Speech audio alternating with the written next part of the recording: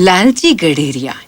कहीं एक ऊंचे पहाड़ पर संसार के उस दूसरी तरफ जहां इस वक्त आप बैठे हैं, एक लालची गडेरिया एक पेड़ के नीचे बैठा हुआ था, अपनी भेड़ों से घिरा हुआ।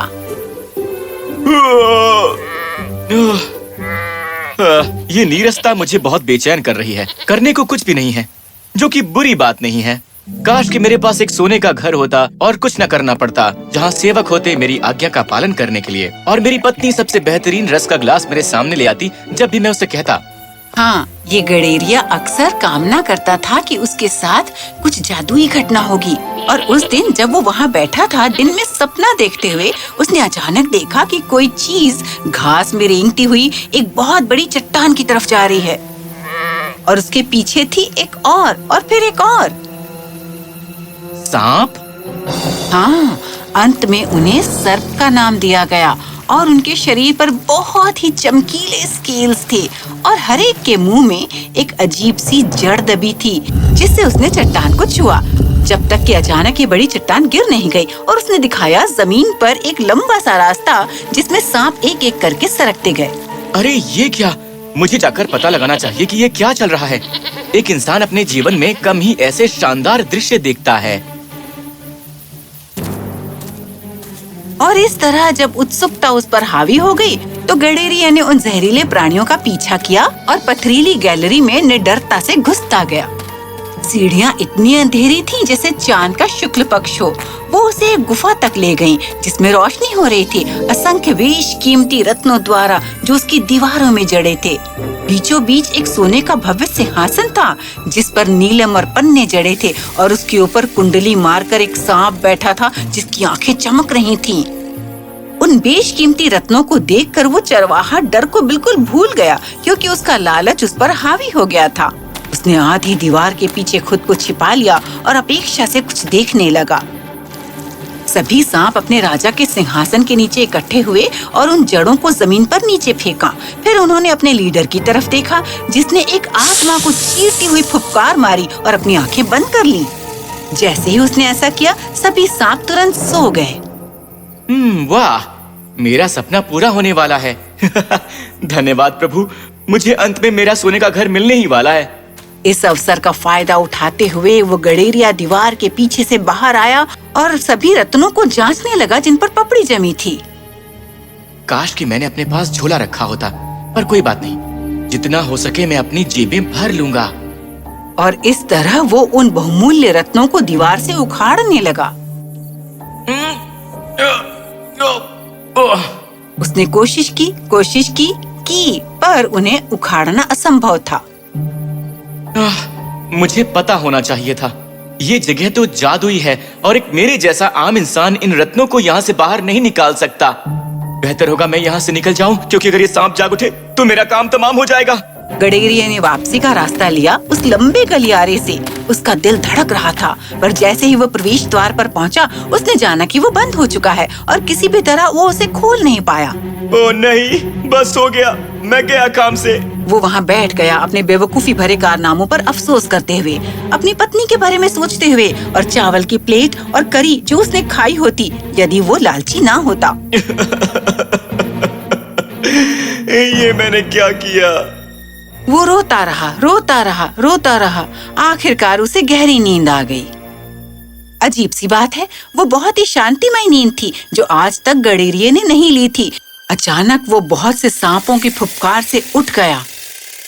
उसका हृदय जैसे उसके मुंह में आ गया। वो ध्यानपूर्वक सीढ़ियों से उतरने लगा। उसने देखा सारे सांप फन फैलाए अपने राजा के सामने स्तब्ध खड़े हैं। क्या समय हो गया है राजा? क्या समय हो गया है? क्या समय हो गया राजा जी? क्या समय हो गया?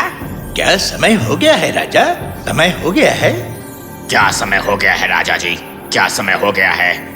राजा सांप ने फुफकार कर फिर कहा, हाँ, समय हो गया है। और फिर अपने सिंहासन से नीचे सरकते हुए वो उन्हें वापस गुफा के मार्ग से चट्टान तक ले गया। जैसे ही उसने इसे छुआ, वो खुल गया और उससे पहले हर सांप बाहर निकल गया। गडेरिये ने सोचा कि अब उसका अवसर है और वो भागा उस खुले दरवाजे की ओर। जब सर्प राजा ने अपना फन घुमाया और भयंकर तरीके से फुफकारा, उसकी फुफकार इतनी तेज थी कि गडेरिया सीढ़ियों से गिर गया। उसे लगा जैसे उसका दिल फट जाएगा। तुमने हमारे घर में प्रवेश किया बिना किसी निमंत्रण के और फिर कर रहे हो कोशिश निकल जाने की। तुम्हें इस घुसपैठ की कीमत चुकानी पड़ेगी। मुझे जाने दीजिए, मैं विनती करता हूँ। हे दयालु राजा, अगर मैंने ज्यादा देर झुंड को छोड़ा तो वो खो जाएंगी। मेरी पत्नी घर पर मेरा इंतजार कर रही होगी। उसका दुनिया में मेरे सिवाय और कोई नहीं है। और इस पर गुस्से से भरे सांप राजा की पुतलियां शांत हो गईं।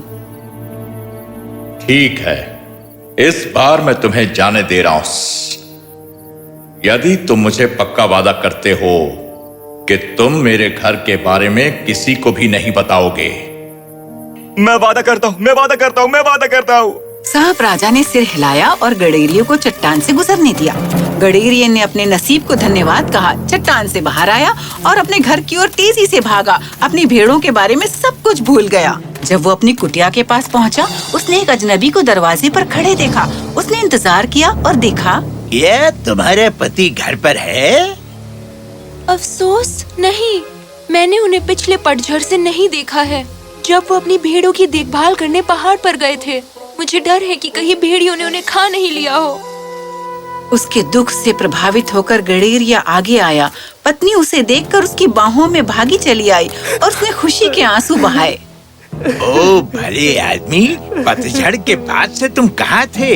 ये अच्छी बात नहीं है कि तुम अपनी पत्नी को अकेले छोड़ दो, है ना? दरअसल मैं तुम कहाँ थे? हाँ, कहाँ थे तुम? क्या तुम्हारे जीवन में कोई और है? हाँ? नहीं, कभी नहीं। मुझे अपनी पत्नी से प्रेम है। फिर इनकी बात का जवाब दो। आखिर कहाँ थे आप? और इस तरह गडरिये ने दबाव में आकर हिचकिचाते हुए स्वीकार किया उस भूमिगत गुफा के अस्तित्व के बारे में। और वो अजनबी जो भेष बदल कर आया था, वो एक जादूगर था। उसने कहा कि वो उसे वहाँ तक लेकर जाए। मेरे ख्याल से ये अच्छा सुझाव नहीं है। मुझ पर भरोसा करो दोस्त, मैं एक जादूगर हूँ। सांपों का राजा हमें कोई हानि नहीं पहुँचा सकता। हम उन रत्नों को इकट्ठा करेंगे, फिर बराबर बांट लेंगे। और इस तरह गडेरिये की आंखें चमक उठी और वो अपने वादे के बारे में भूल गया जो उसने सर्प राजा से किया था। लालच एक बार फिर उस पर हावी हो गया और फिर वो उस जादूगर को उस बड़ी चट्टान पर ले गया। एक जड़ जिसे एक सांप ने नकार दिया था, वो उसके पांव पर पड़ी थी और उससे चट्टान को छूने से वो तुरंत ही खुल गई और उन्हें गुजरने दिया। गुफा अजीब तरीके से इस वक्त खाली थी। वो जादूगर अपनी छड़ी से उन रत्नों को ठोकने लगा। एक एक करके वे दीवार से गिरकर उसके बैग में जाने लगी। हम जल्दी ही पूरे संसार में सबसे अमीर आदमी बन जाएंगे। पर तभी उन्हें किसी प्राणी की सांस अपने पीछे महसूस हुई। गडेरिये की हड्डियों में एक सिहरन सी फैल गई और दोनों धीरे धीरे मुड़े। ये सर्प राजा था। अब वो पहले से कहीं ज्यादा बड़ा दिख रहा था और गुस्सा इतना भयंकर था कि गडेरिये ने सोचा कि उसका अंत आ ही गया है। डरो मत मेरे दोस्त। अब सर्प राजा की फुफकार एक गर्जना में बदल गई और वो धीरे धीरे हरे ड्रैगन में बदलने लगा। नहीं! गडेरिया अपनी जान बचाकर भागा, पर गुफा छोटी और संकरी थी। तुमने मुझे धोखा दिया।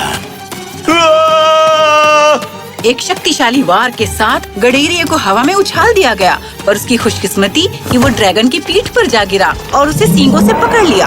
अब ड्रैगन और गुस्से में था और ज्यादा क्रोधित। वो ऊंची आवाज में दहाड़ा, हवा में कूदा और गुफा से बाहर उड़ गया। ड्रैगन ऊंचा ऊंचा उड़ता गया जब तक कि गडेरिये का सिर चकराने ना लगा और उसकी सांस बंद ना होने लगी। उसकी आंखें बंद थीं, पर उसे एक उड़ती हुई चिड़िया के मधुर स्वर सुनाई दे रहे थे। हे ऊपर वाले, मैंने अपना सबक सीख लिया है। मैंने जो भी किया उसके लिए मुझे माफ कर देना। उस उसी क्षण वो चिड़िया ड्रैगन की बगल में उड़ती हुई आई। क्या तुम्हें सचमुच अफसोस है या तुम ये फिर से करोगे? यदि इस बार भी तुम्हें क्षमा कर दिया गया तो? अब मैं सिर्फ यही कह सकता हूँ कि मैंने बहुत ही कठिन सबक सीखा है और अब कभी भी गलती नहीं करूँगा। हम देखेंगे। ये कहकर लार्क ड्रैगन के गले तक उड़ती गई और उस पर एक बार चोंच मारी। ड्रैगन तुरंत ही सांप में बदल गया और फिर ग्रेविटी ने वो किया जो वो सबसे बेहतर करती आई है।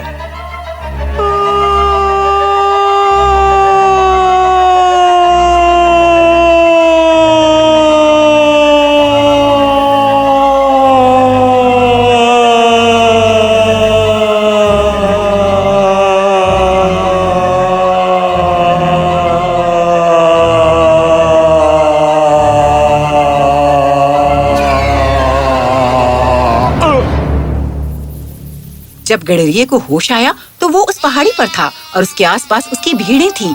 जंगल अभी भी अपनी पतझड़ की पीली और सुनहरी सुंदरता में था और कुछ दूरी पर वो अपनी पत्नी को देख सकता है जो उसे अपनी कुटिया के द्वार से बुला रही थी। मैं जरूर कोई सपना देख रहा था। ये कैसा सपना था? मेरे ख्याल से कई बार सपने आपको जिंदगी से ज्यादा सिखाते हैं। अब से मैं दिन में सपने देखना छोड़ दूंगा और कड़ी मेहनत करूंगा। ये कहकर वो अपनी पत्नी के पास घर गया। पेड़ के पीछे से सांपों का राजा निकला और वो मुस्कुराया जब उसने गडेरिये को जाते देखा। फिर वो चिड़िया में तब्दील हो गया और उड़ गया, शायद किसी और की तलाश में जिसे अपने सपनों से जगाए जाने की जरूरत है।